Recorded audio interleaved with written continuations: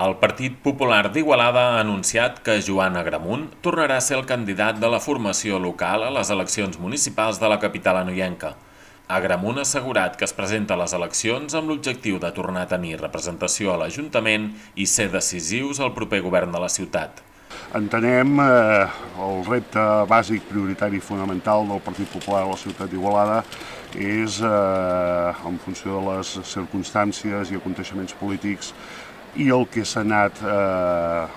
veient al llarg d'aquesta última legislatura 2019-2023, que entenem que el Partit Popular fa falta que tingui representació al consistori de la ciutat. Volem una ciutat activa, una ciutat en què hi hagi més seguretat, en què hi hagi més civisme, en què hi hagi més habitatge públic, és a dir, pocs habitatges públics s'han fet aquesta legislatura. Volem que hi hagi específicament més suport al comerç a la nostra ciutat, més suport a les petites i mitjanes empreses i, com no pot ser d'altra manera, més benestar i més polítiques en favor tant de les famílies nombroses com de les famílies monoparentals. Agramunt ha estat regidor al consistori igualadí en múltiples ocasions i actualment és el president local del partit, que l'any 2015 va passar de 2 regidors a només un i que en les eleccions municipals de l'any 2019 va perdre el seu únic representant. Més endavant, en pocs dies o setmanes, portaríem a terme la presentació del nostre programa electoral, en el qual hi ha moltes mesures com impulsar,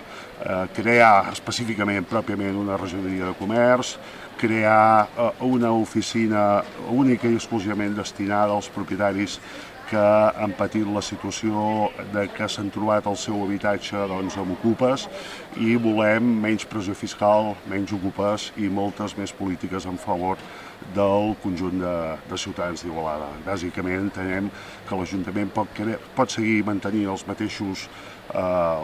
serveis al conjunt de la ciutadania i fora possible i viable econòmica i socialment portar a terme una important baixada de la pressió fiscal, és a dir, menys impostos i menys taxes dels que estem assumint en aquests moments els ciutadans d'Igualada. L'històric regidor ha criticat el govern actual, però també la tasca de l'oposició, de qui diu que és inexistent des que el seu partit no forma part del consistori igualadí.